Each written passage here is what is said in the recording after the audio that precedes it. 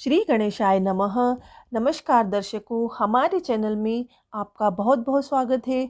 आज हम आपके लिए ज्येष्ठ मास महात्म्य अध्याय 1, जिसमें हम जल के दान का महत्व एवं अनेक प्रकार के दानों के मंत्र का वर्णन श्रवण करेंगे।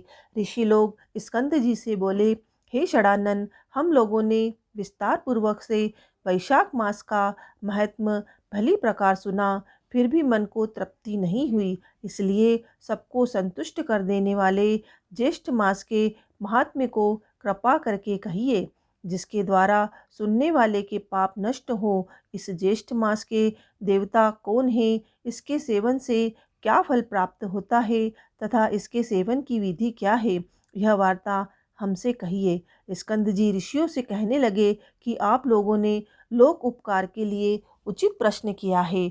मैं आप लोगों से ज्येष्ठ मास के महत्व को कहता हूँ। जिस प्रकार सब देवताओं में श्री विष्णु भगवान बड़े हैं, प्रशंसा के लायक हैं और प्रजा के पालन करता हैं, उसी प्रकार ज्येष्ठ मास के सब दिन श्रेष्ठ हैं और पर्व के समान हैं।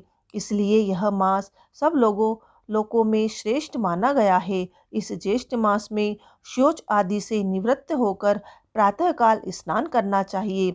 इस प्रकार 10 अश्वमेघ तीर्थ में स्नान गंगा लोकों को पवित्र करती है। समस्त पापों के नाश के लिए ज्येष्ठ मास में स्नान कर और 10 अश्वमेधेश्वर का दर्शन करें तो स्नान करता फिर दूसरी बार जन्म नहीं लेता। इस ज्येष्ठ मास के दिवस पुण्यतम और धर्मयुक्त हैं। इस ज्येष्ठ मास में पाप नाशिनी और सुंदर सुंदर स्तोत्र वाहिनी गंगा अवतीर्ण हुई थी।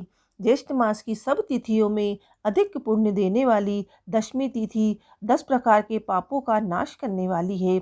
उस दिन स्नान दान अवश्य करना चाहिए।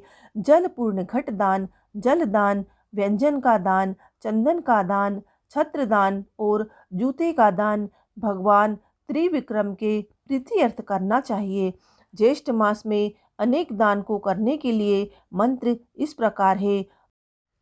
जूता दान का मंत्र है, हे केशव, कांटों और कंकड़ों से रक्षा के निमित्त मैं जूता दान करूंगा, जो कि सब स्थानों में सुख देने वाला है। इस जूता दान से आप मुझे शांति प्रदान करें।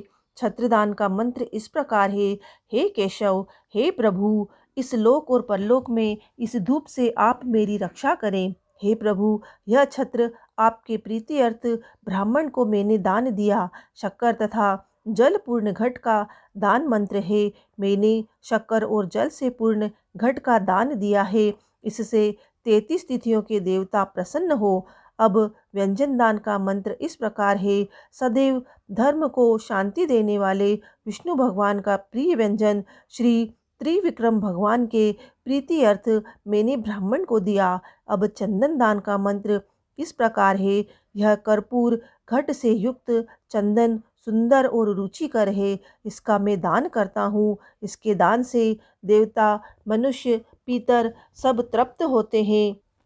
इस प्रकार अपनी शक्ति के अनुसार अनेक दान करना चाहिए और प्राणी मात्र की रक्षा के लिए निर्जल देश में जल दान करना चाहिए। जो प्राणी मात्र के लिए जल दान देने में असमर्थ हो, वह ब्राह्मण के लिए प्रतिदिन जल का दान करे और वट, पीपल आदि का जल से सिंचन करे। जलदान से अधिक श्रेष्ठ दान न हुआ है न होगा। इसलिए सब उपायों से जलदान का विधान विशेष बताया गया है।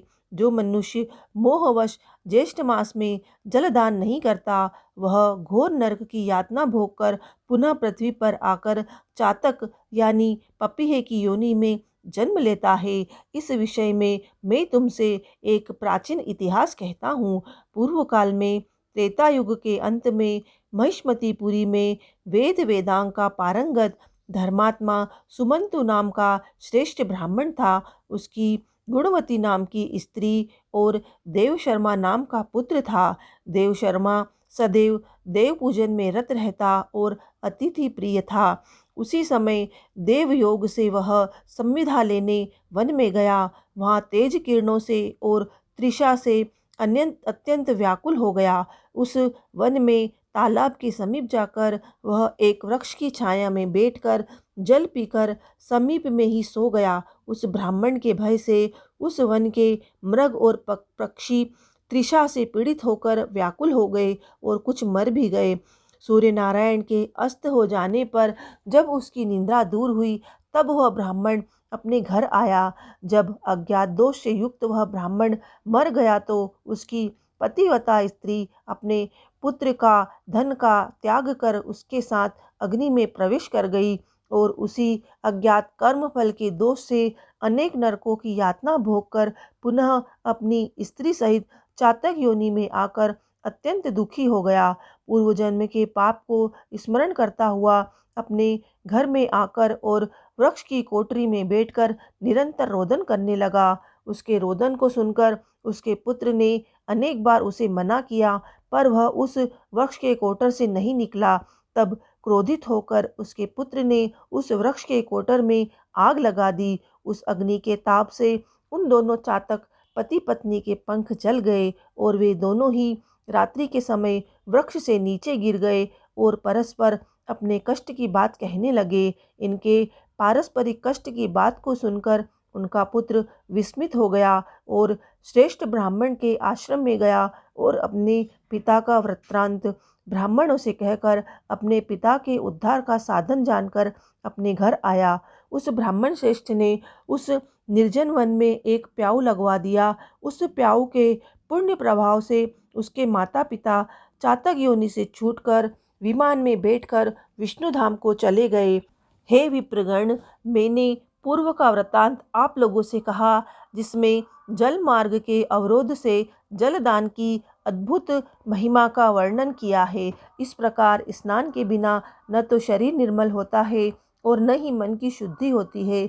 अतः मन की शुद्धि के लिए सबसे पहले ज्येष्ठ मास में प्रातः जल्दी उठकर स्नान करना चाहिए। घर में रखे हुए अथवा तुरंत के निकाले हुए जल से स्नान करना चाहिए। जलाशय, नदी या गंगा जल में स्नान करना सुलभ हो तो और भी उत्तम है। मंत्रवेत्ता विद्वान पुरुष को मूल मंत्र के द्वारा तीर्थ की कल्पना कर लेना चाहिए और ओम नमो नारायणाय यह मूल मंत्र बताया गया है। पहले हाथ में कुश लेकर विधि पूर्वक आचमन करें और मन तथा इंद्रियों को संयम में रखते हुए बाहर और भीतर से पवित्र रहें। फिर 4 हाथ का चौकोर मंडल बनाकर उसमें वाक्यों द्वारा भगवती गंगा का आह्वान करें। हे गंगे, तुम भगवान विष्णु के चरणों से प्रकट होकर हुई हो और भगवान विष्णु ही तुम्हारे देवता हैं, इसलिए तुम्हें वैष्णवी कहते हैं। देवी, जन्म से लेकर मृत्यु तक समस्त पापों से मेरी रक्षा करो। स्वर्ग, पृथ्वी और अंतरिक्ष में कुल 3.5 करोड़ तीर्थ हैं। यह वायु देवता का कथन है। माता जाह्नवी, वे सभी तीर्थ तुम्हारे भीतर मौजूद हैं। देवलोक में तुम्हारा नाम नंदिनी और नलिनी है। इसके सिवा रक्षा, पृथ्वी, सुभगा, विश्वकाया, शिवा, अमृता, विद्याधरी, महादेवी, लोक प्रसादिनी, जाह्नवी, शांता और शांति प्रदायिनी आदि तुम्हारे अनेकों नाम हैं। जहाँ स्नान के समय इस पवित्र नामों का स्मरण होता है, वहाँ त्रिपथगामिनी भगवती गंगा उपस्थित हो जाती है। बोलो माँ भगवती गंगा की जय, बोलो भगवान विष्णु की जय। आप सभी पर भगवान लक्ष्मी नारायण की कृपा सदा बनी रहे। तो ये थी ज्येष्ठ मास अध्याय 1 की कथा। दर्शकों, अगर आपको वीडियो अच्छी लगे तो हमारे वीडियो को लाइक करें, शेयर करें और हमारे चैनल को सब्सक्राइब करें। राधे राधे, जय श्री कृष्ण।